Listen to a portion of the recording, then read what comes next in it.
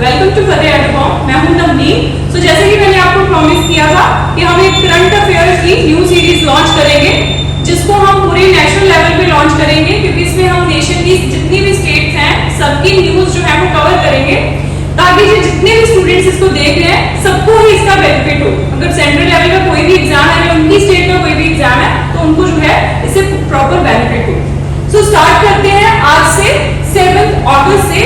सो 7 अगस्त अपने आप में ही बहुत इंपॉर्टेंट दिन है, क्योंकि इस दिन नेशनल हैंडलूम डे ऑब्जर्व किया जाता है।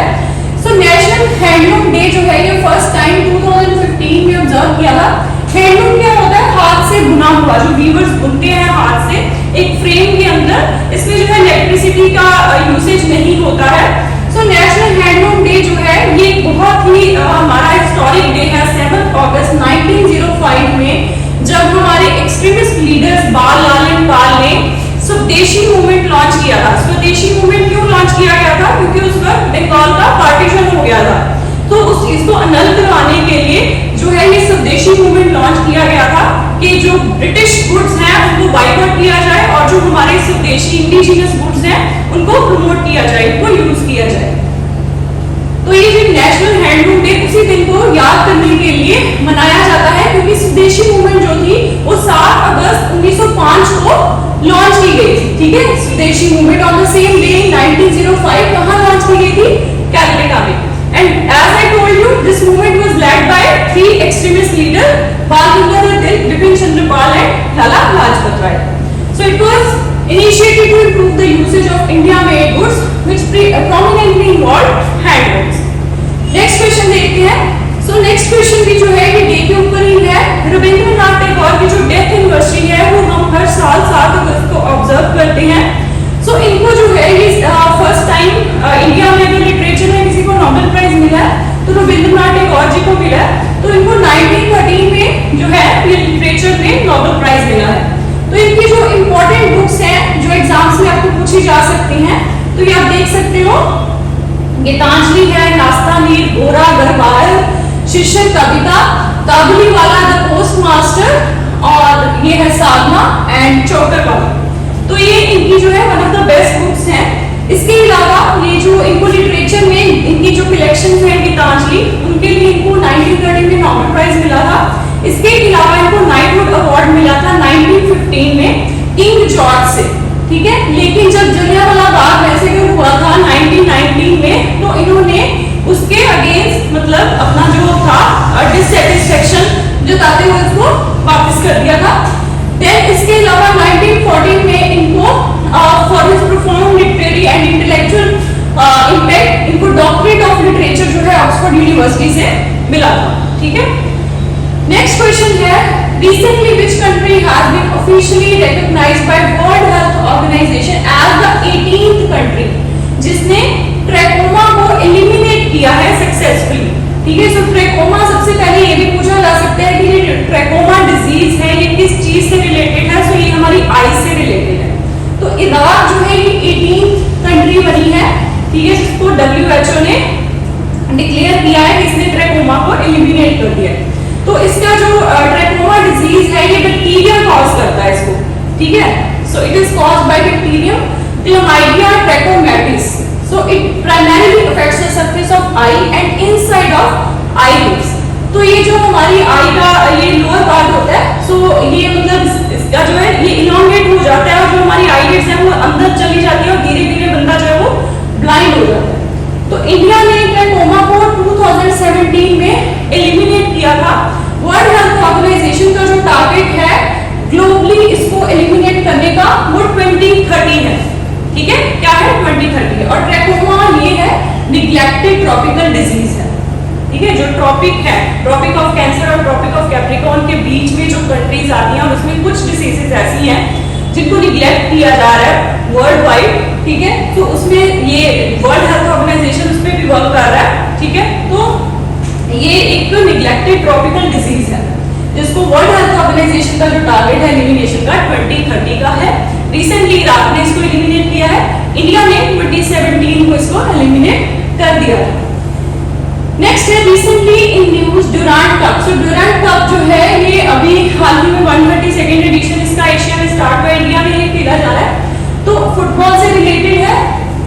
नेक्स्ट है India recently observe third javelin throw day. So javelin throw day ये थर्ड इस साल इसलिए है क्योंकि 2021 को जो ओलंपिक्स हुई थी 2020 की, तो उसमें नीरज चोपड़ा ने गोल्ड लाया था इंडिया के लिए, ठीक है। तो उस डे को कमेमोरेट करने के लिए 7 अगस्त 2023 को हमने थर्ड जैवलिन थ्रो डे जो है वो सेलिब्रेट किया है।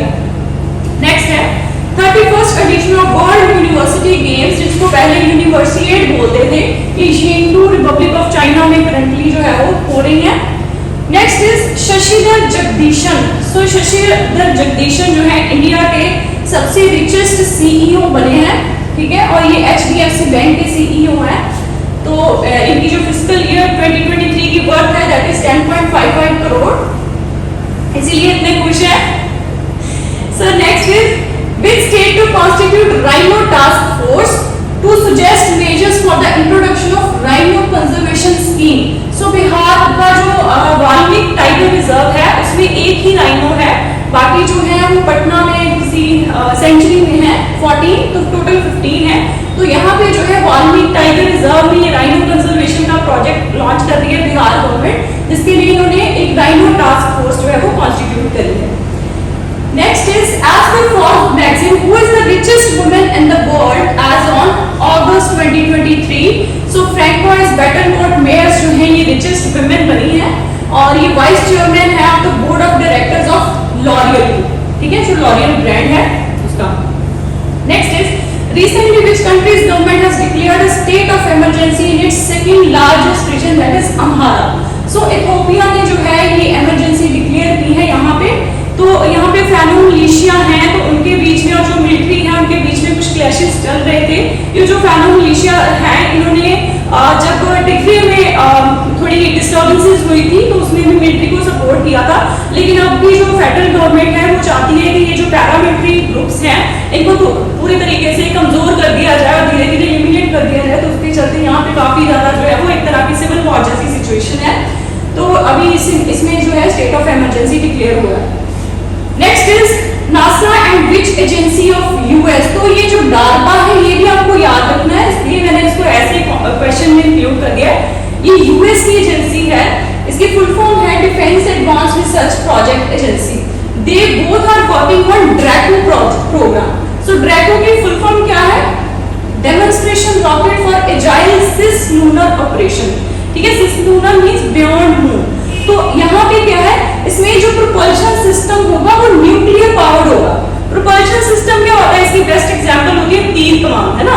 ऐसे तीर को पीछे हम लेके आते हैं और फिर वो आगे तो पुश करता है, जो वायर होती है उसकी। तो प्रोपल्शन सिस्टम भी ऐसा ही है, जो एक रॉकेट को मूव करता है, पुश देता है, वो ऊपर स्पेस की तरफ जाता है, ठीक है। सो उसके लिए क्या है, जैसे हमारे जो करंट रॉकेट सिस्टम है उसमें सॉलिड फ्यूल पड़ता है, लिक्विड फ्यूल पड़ता है, कोल्ड फ्यूल पड़ता है। तो इसमें जो ये ड्रैको है इसमें न्यूक्लियर पावर्ड स्पेस प्रोपल्शन होंगे, ठीक है। उसमें क्या है, यूरेनियम जो होगा less enriched form of uranium वो एज अ फ्यूल यूज किया जाएगा, ठीक है। तो इसमें जो खर्चा है वो काफी कम हो जाएगा, और इसकी जो लॉन्च है वो that is scheduled for 2027। Next is recently Indian Air Force has received Spike non-line of sight NLOS anti-tank guided missiles। so ये इजराइल से इंडिया ने जो है वो रिसीव किए हैं। तो एज इट इज क्वेश्चन जो है वो पूछा जा सकता है आपको, ठीक है। तो ये जो मतलब बिहाइंड दी माउंटेन्स भी जो एनिमी के टारगेट्स हैं उनको हिट कर सकता है, और इसकी जो इफेक्टिव रेंज है that is 25 kilometre. Next is भू विजन कृषि और रास्ता। ये इंटरनेट ऑफ थिंग्स प्लेटफॉर्म, आपने सॉइल हेल्थ कार्ड तो सुना ही होगा। सॉइल हेल्थ कार्ड में बेसिकली हम जो सॉइल होती है उसके बीच में कौन कौन सी डेफिशिएंसीज हैं उनको मेजर करने के लिए जो है आजकल यूज किया जाता है। तो उसको ऑनलाइन कैसे फार्मर्स को और इजी प्रोवाइड हो कि घर बैठे वो जो है इसका निरीक्षण करवा सके, तो उसके लिए ये एक भू विजन कृषि रास्ता इंटरनेट ऑफ थिंग्स प्लेटफॉर्म जो है डेवलप किया है आईकार्ने and IIRR, Indian council of agriculture research and Indian institute of rice research जो हैदराबाद में है, उसके साथ कृषि तंत्र एक एग्रीटेक स्टार्टअप है जिसने ये स्टार्ट किया है। तो इसमें जो है वो 12 की सॉइल पैरामीटर टेस्ट किए जाएंगे, जैसे pH वैल्यू चेक की जाएगी, ठीक है, एसिडिटी और अल्कलाइनिटी को मेजर करने के लिए, इलेक्ट्रिकल कंडक्टिविटी वगैरह को मेजर करने के लिए, and it can immediately send motorbike crisis and will help to quickly identify the